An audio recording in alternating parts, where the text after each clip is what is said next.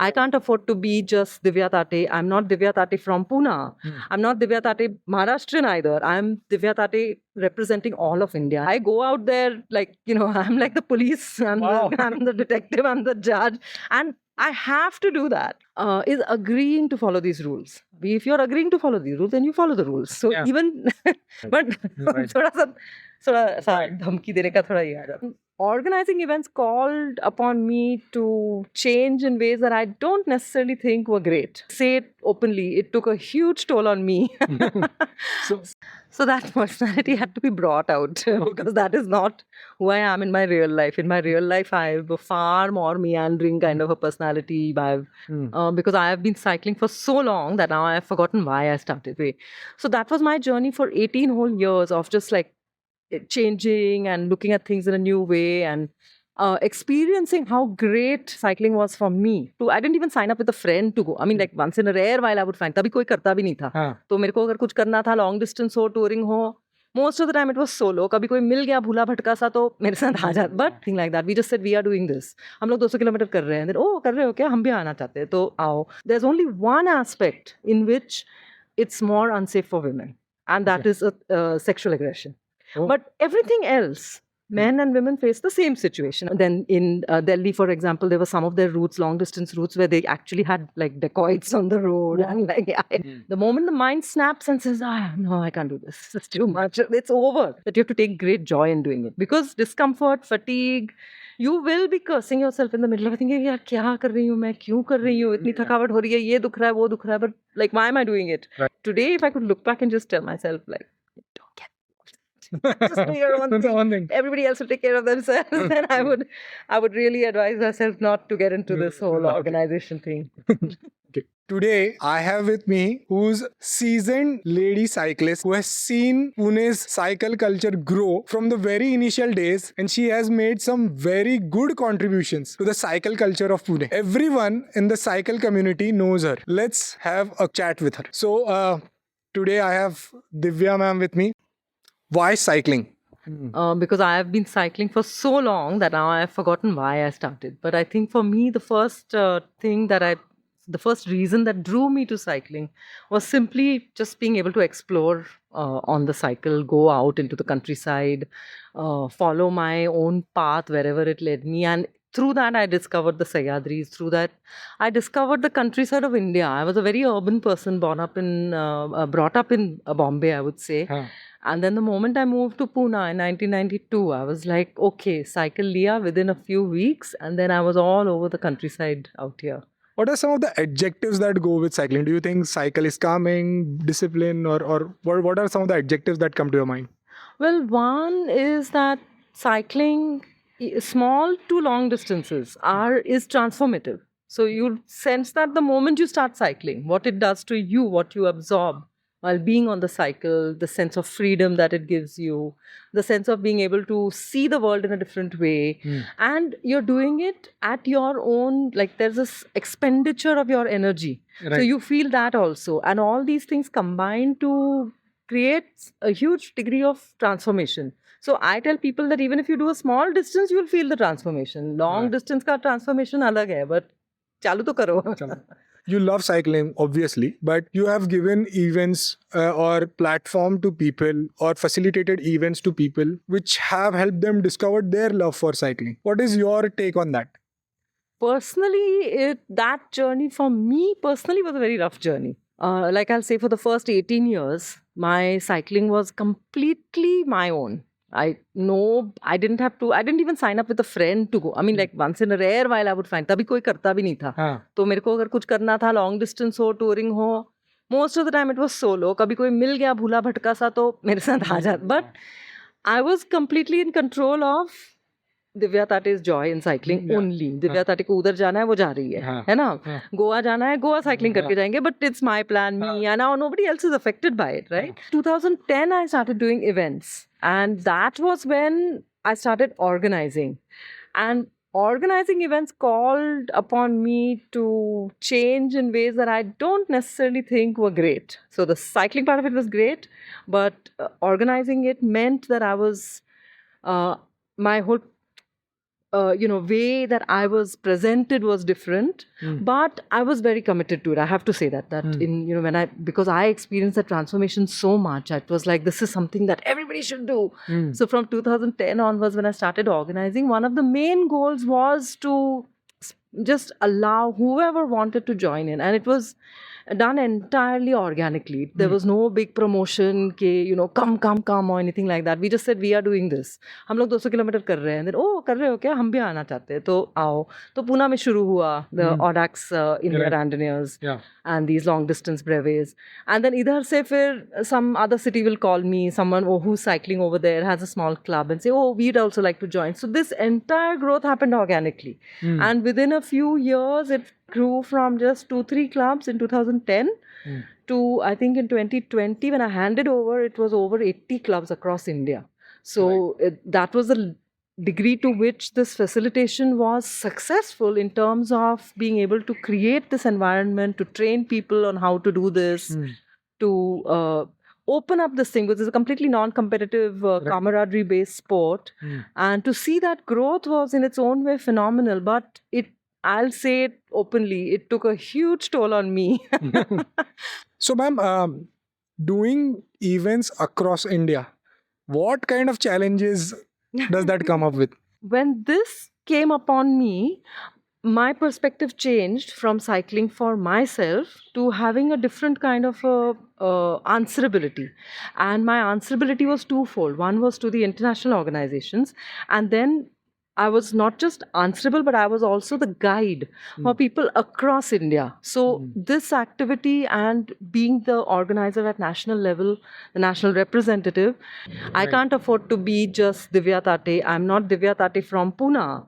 I'm not Divya Tate Maharashtrian either. I'm Divya Tate representing all of India. And then you get to see little insights of how different it is in different parts of the country, what kind of things are challenges for people in the Northeast, what becomes a challenge for somebody in, say, Kerala, or then in Delhi, for example, there were some of their routes, long distance routes, where they actually had like dacoits on the road. And like, so then, so it's like, okay, on the one hand, I'm saying, chalo, what fun, let's go cycling करते हैं, लंबा रात को करते हैं, और उधर पे ऐसी चीजें चल रही है. तो फिर मेरे को कॉल लेना पड़ता है कि okay, in this situation, what is in the best interest of the people who are riding, and that has to be something which can be applied across the country. So even where it came to women, for example, like the things in this country on the road for women, it's, I won't say it's unsafe compared to the rest of the world or anything. I've cycled so much on my own that I feel that it's a thing about perspective again, that you want to see something negative, so you'll see it. But otherwise, women in this country are largely quite safe. But then when it comes to something like this, it was called upon me to make rules that could in some way give a little bit more assurance of safety for everyone.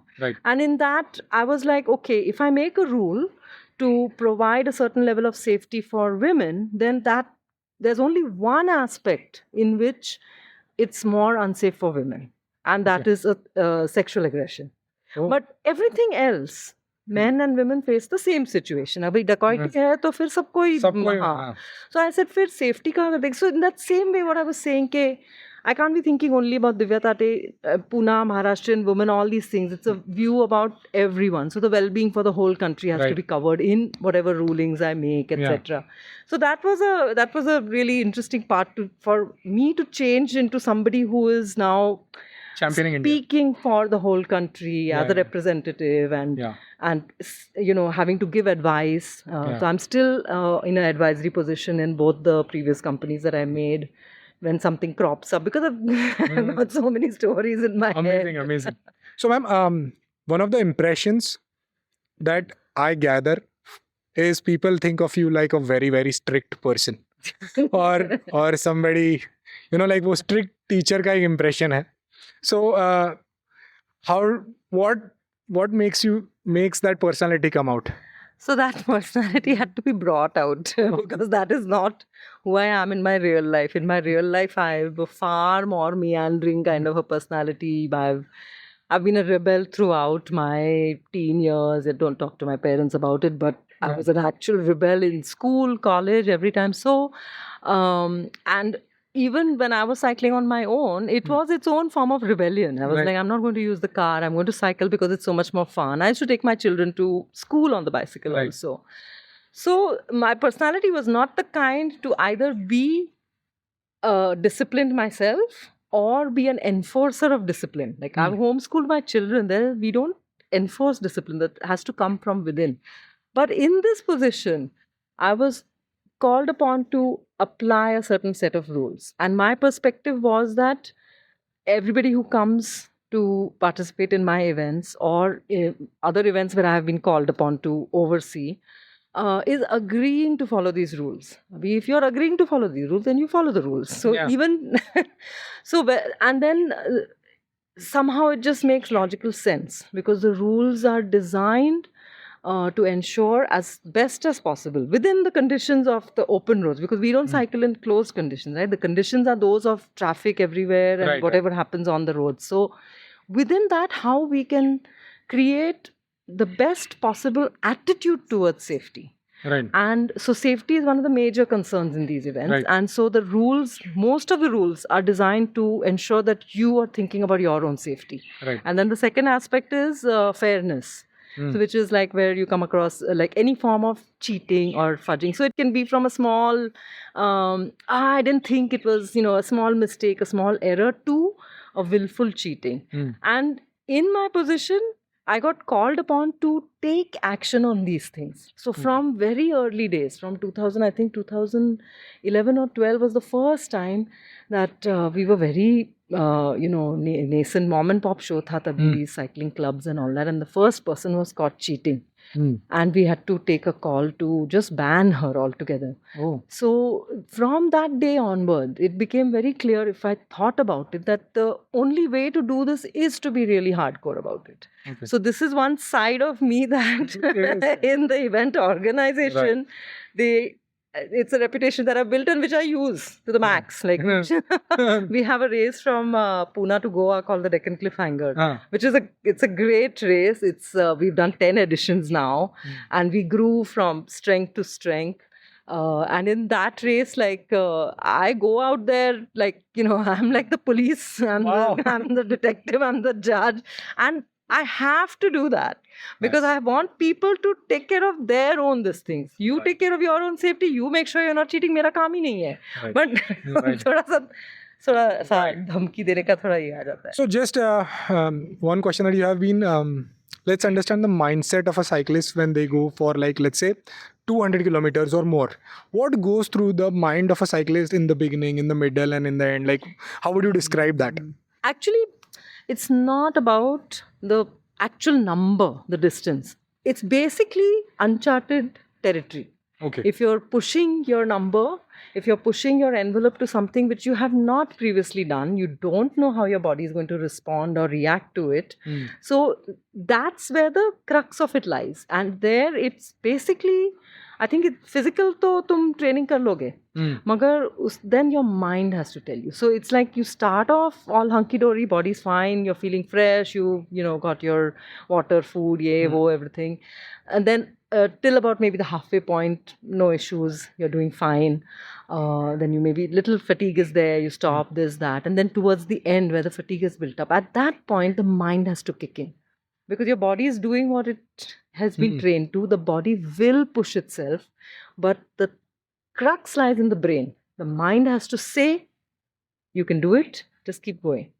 The moment the mind snaps and says, no, I can't do this. It's too much. It's over. Yeah. So whether it's 25 kilometers or 200 kilometers or 600 kilometers, it's the mindset that you have to be made up. And of course, obviously, the most important thing is that you have to take great joy in doing it. Because discomfort, fatigue, you will be cursing yourself in the middle of thinking, yaar, kya kar rahi hu main? Kyun kar rahi hu? Itni thakawat ho rahi hai, ye dukh raha hai, wo dukh raha hai. But like, why am I doing it? Right. So then at that point, the two things have to make. One is that I do enjoy this activity, so I have chosen this. And second thing is that, okay, I know that I can do it if I just push myself a little more. More discomfort ho jayega. Ma'am, any notable memory that you would want to highlight? So cycling has been very deeply engaged with how my life changed after I started cycling. About my perspectives about consumerism, my perspective about the corporate kind of narrative that everybody is into, materialism, environment, everything, like it was just like pop pop pop, my brain just opened up. And in that, once I started homeschooling, I got in touch with this organization based in Udaipur, and they still do it actually. To date, they do these cycle yatras, Okay. which is nothing about the numbers, it's not about the distance. The key point in that yatra is that we did about an 8-day cycle tour through some of the poorest parts of Rajasthan, carrying absolutely no money at all.